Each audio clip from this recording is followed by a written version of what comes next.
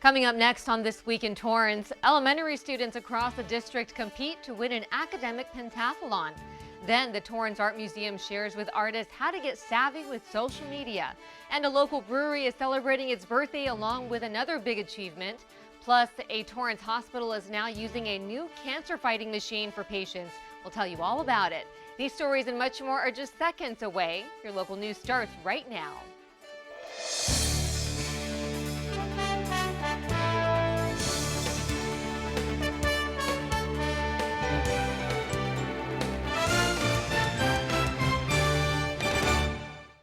Hello and welcome to This Week in Torrance. I'm Jin Chun. Ben McCain has the week off. Thanks so much for joining us. Here are your top stories. The Torrance Area Chamber of Commerce hosted a job fair recently, giving local veterans a face-to-face opportunity to meet with potential employers.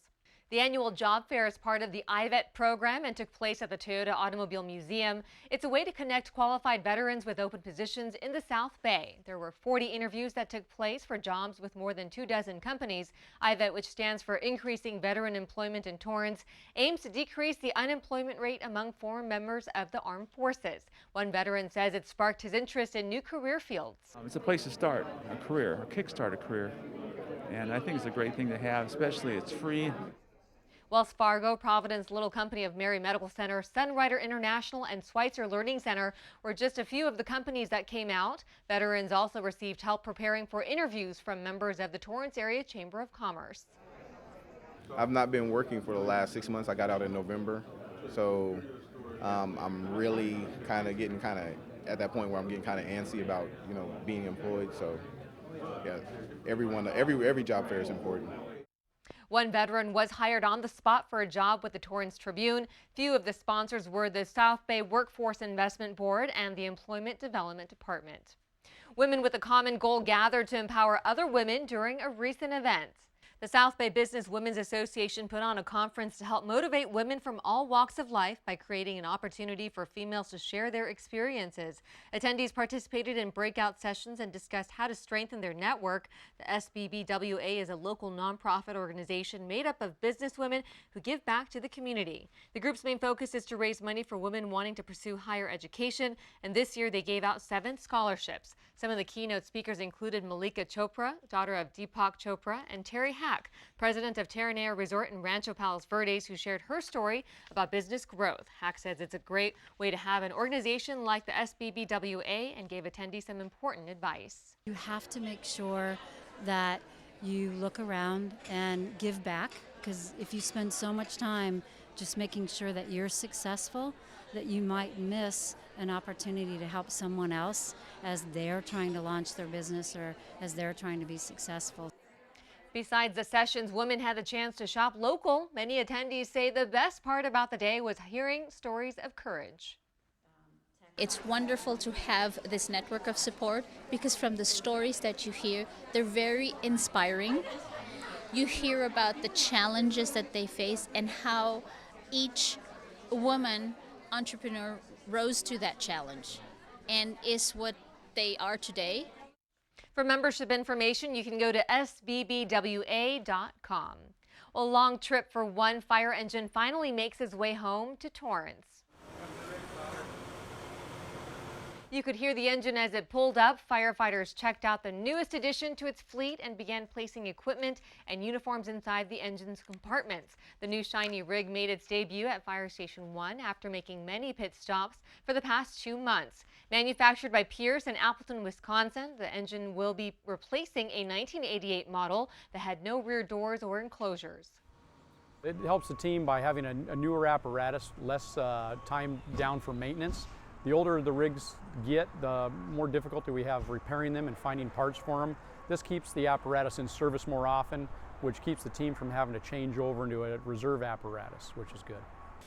The engine offers a unique kind of technology with a computer mapping system that updates periodically to make sure firefighters have the best directions on the calls they receive. Other features include an airbag system and anti-rollover technology. It took the department 1 year to receive the new engine.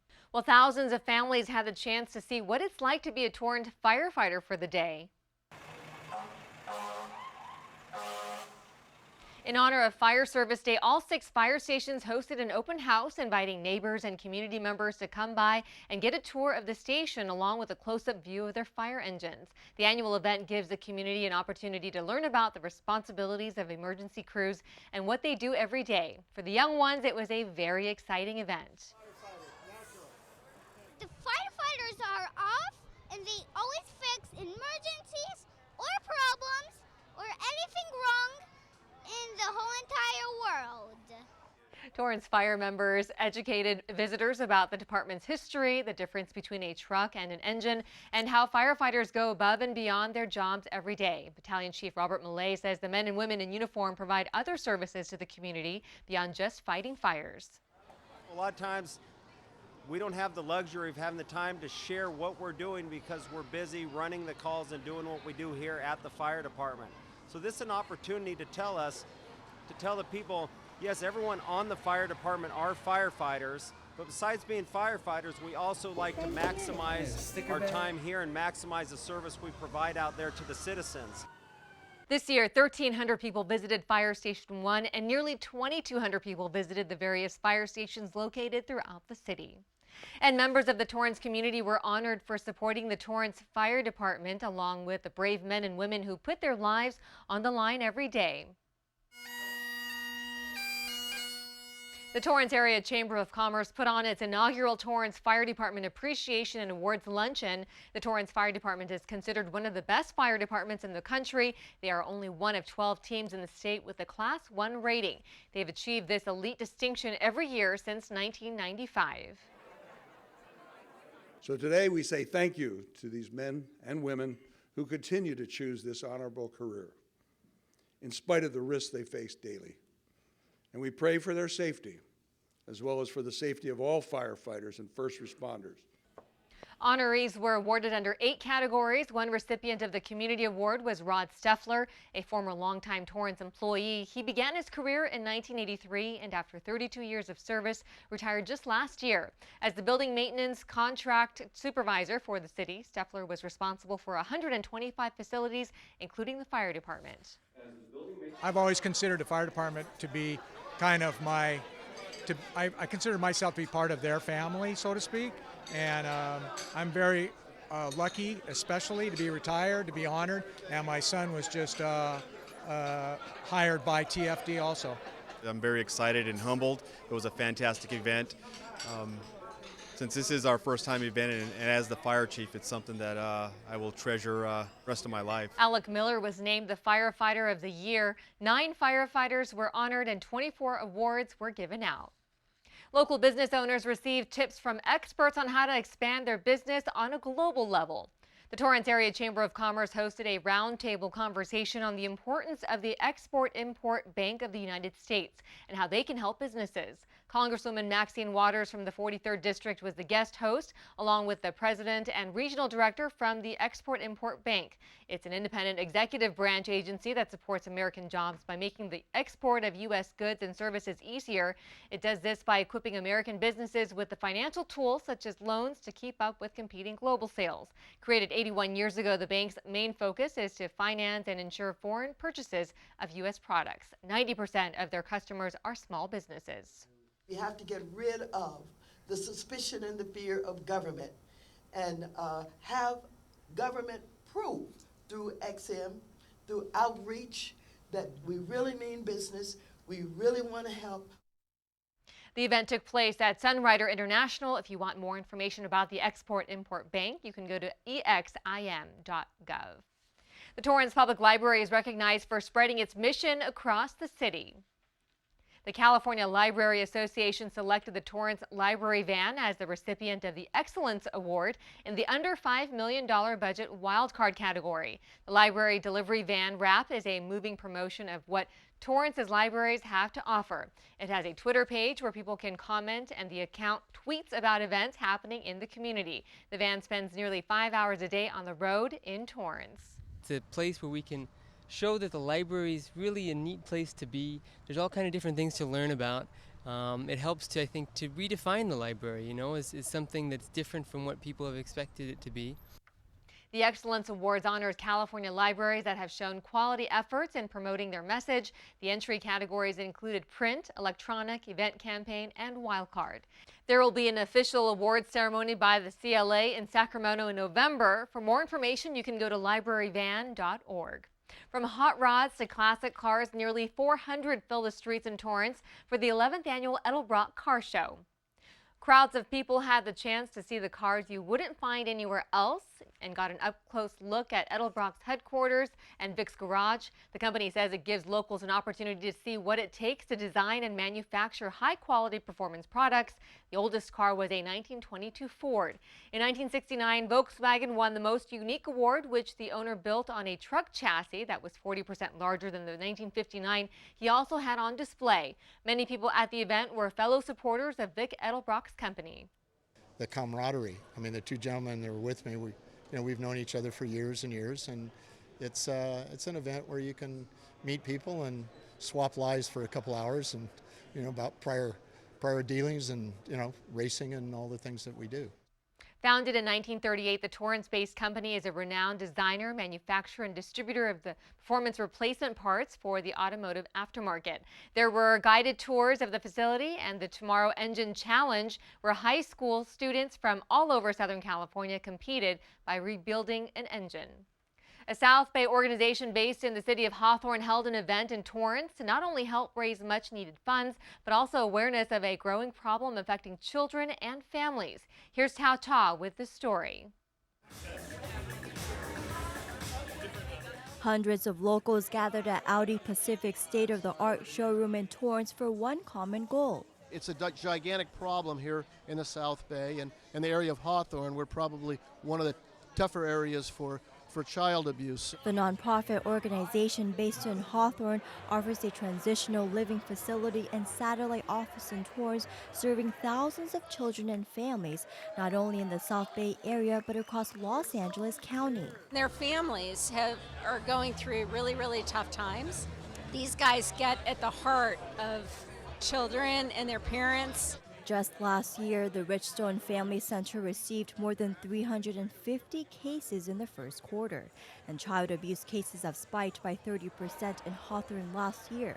The region also saw an 18% rise in reports of domestic violence during this time. Roger Van Remen, president and CEO of Richstone Family Center, has been on the forefront of this issue since the mid-1980s. It's something that we attack very strong. We try to cut the cord because it's something that's been inherited down, and we're making some big progress. The event raises funds through a night of lively entertainment, food, drinks, and a silent and live auction. This year honored Wells Fargo Capital Finance and the Getzelman family. This is one of our largest events, and we have our fingers crossed, but we think we're going to break the record tonight for one of the largest events we've ever done. So we're very excited about this. Proceeds from the gala will help Richstone provide much-needed services to vulnerable, at-risk, and abused children and families. I live in Manhattan Beach, and it is literally next door to where I live, which I think makes it even more meaningful. For Torrance CitiCABLE, I'm Tao Ta. Thanks, Tao. The Richstone Family Center has an office in Torrance. To learn more about their services, go online to richstonefamily.org.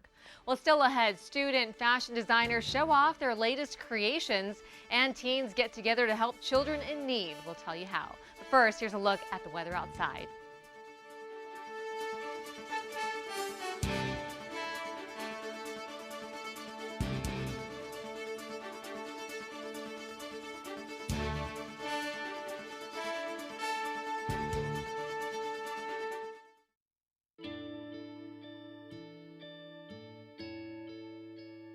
Calls me googly eyes. You know you're beautiful, right? You know that? Even you're beautiful. I got bullied for wearing glasses. Share if you're against bullying. We put it out there, just took off.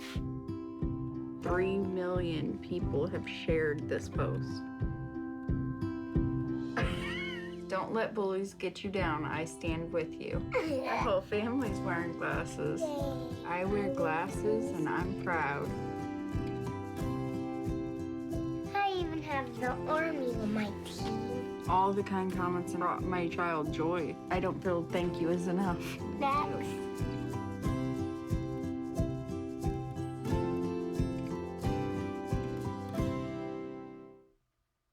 For the first time, the Torrance Youth Council hosted a food drive at the Attic, Torrance's teen center. CitiCABLE reporter Tao Ta tells us more.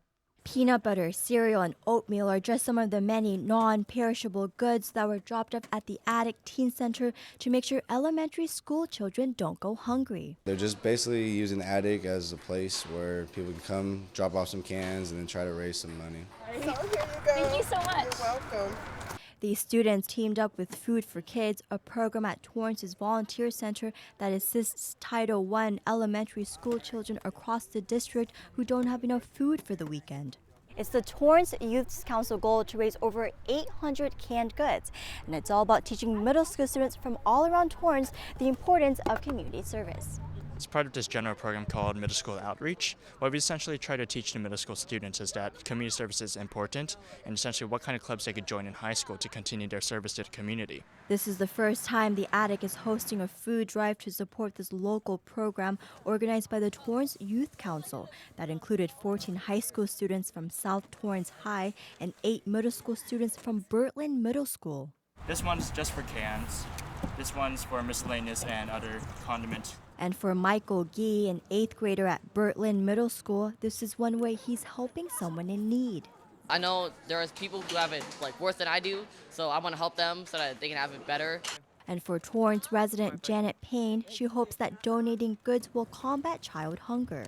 We always look to foreign countries to do good deeds, but we've got people that are hungry right in our South Bay. A one-day drive that teaches students the importance of working together while giving back to the community. Although they may be individuals and they may be focused on, say, individual competition in schools, they have to keep in mind that they are part of this larger community that needs to help each other. For Torrance CitiCABLE, I'm Tao Ta. Thanks, Tao. Well, students went head-to-head in a heated academic pentathlon recently. 10 elementary schools from across the Torrance Unified School District prepared for nearly 9 weeks for this event. Once a year, the district puts on the pentathlon, questioning students on various academic subjects. In its first year, it only started with 2 schools. Teachers say the meet is much more than just a competition for their students, but an opportunity for them to work in a group setting. The questions were presented as multiple choice for students with only 20 seconds to answer. Victor Elementary School won the competition. The Madrona Marsh Preserve offered beginners and experienced artists the essentials for watercoloring and drawing skills that dates back to the Renaissance. This monthly class introduces people to different elements of drawing, journaling, and observation. The instructor helps artists draw and use watercolor to record observations of plants and animals found on the preserve. To understand something more closely, if we make a drawing of it, it brings our eyes more acutely to what's in front of us. We become better observers of nature. Catherine Babcock, the art instructor, says this class teaches attendees the importance of the Madrona Marsh and the treasure it offers to Torrance. The class is held on the second Saturday of every month. For more information, you can visit thefriendsofthemadronamarsh.com. The Torrance Art Museum kicked off its one-of-a-kind workshop series geared towards career development. Artists gathered to learn about how they can increase their art presence on social media at the Content Beyond Words seminar. Roni Ramos, a professional photographer and founder of Harmony 3 Productions, helped train attendees on showcasing and advertising their art and art practices. She shared tips and techniques not just for social media, but also email. Ramos talked about the importance of effectively engaging with the community. Tips that are my favorite, probably to have them use apps and walk out of here being able to make a video for themselves and then put that video in an email, connect with people, have that engagement. Attendees say they learned great tips they plan to use when promoting their upcoming art shows. I learned a new way to market my designs, and it was very informative. I had no idea about the serifs, for example, looking smaller. And, just the emphasis on making some of the emails making any of the stuff more cell phone friendly. It was also emphasized that in this day and age, artists need to develop an online presence that reflects their style and practice. Some of the techniques focused on promotional graphics, sharing photos and video. The workshop was free. For more information and to find out about future events, go to torranceartmuseum.com. El Camino College fashion students showed off their latest designs recently.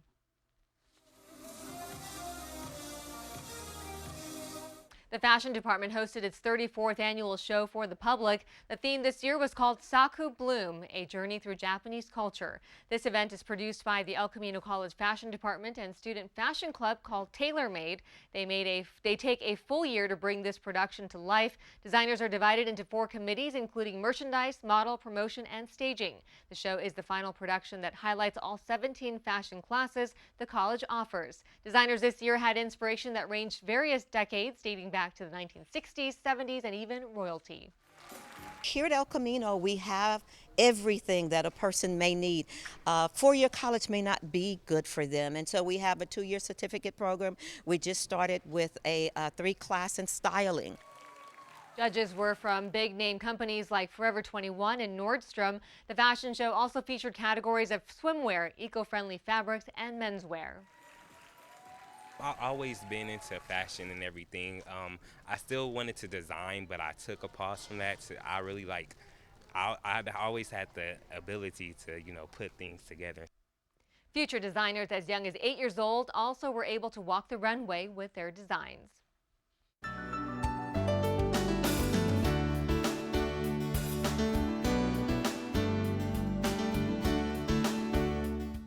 There's a new restaurant that's one step closer to opening its doors, offering customers a unique experience.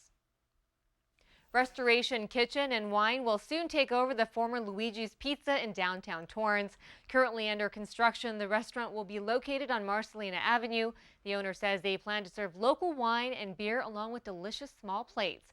On tap will be 12 local microbrews. Owner Greg Harai says he picked downtown Torrance because of its historic location. I wanted to do for a very long time. So yeah, I'm very excited that we're almost open and we'll be able to share this. Restoration Kitchen and Wine plan to have their soft open in early June. You can follow their journey on Facebook. The City of Torrance provided some great resources and an eventful day for older adults.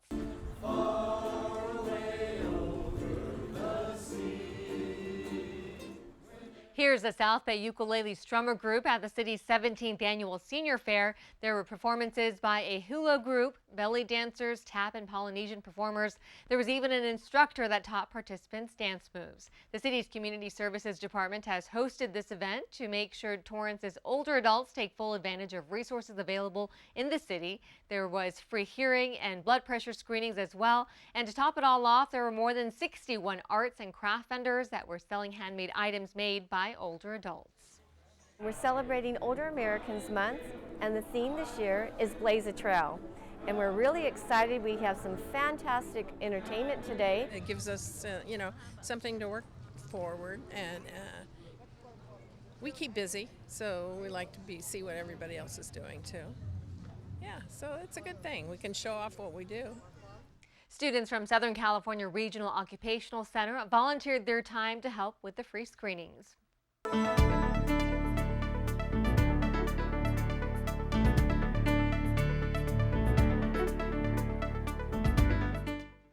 It was a day of celebration and remembrance as Torrance Memorial Medical Center gave women who've lost their mothers a chance to honor them at this special event. With their perfect afternoon high tea outfits on, attendees remembered the women who shaped them into who they are today. TMMC's hospice staff puts on this event annually, giving women who have lost their mothers an opportunity to celebrate life through photos and stories with one another. This year, women were encouraged to take part in a reflection where they remembered sayings by their mothers and experiences they will never forget. See this happening every year. I am inspired by the love that people have, the profound impact that mothers have had, and some of them still have their mothers, or as I lost my mom when she was in her 40s, and so there's a profound lesson in losing a mom when they're very young too. All these people that's here today, They celebrate us and they all make us feel so good. They make us feel like family, you know. And so every time we're together, you know, we all grieve together, we cry together, and we love each other. We really do. This was the 10th year the hospital has hosted the event. Torrance Memorial Hospice is a community-based organization that helps with a wide range of services.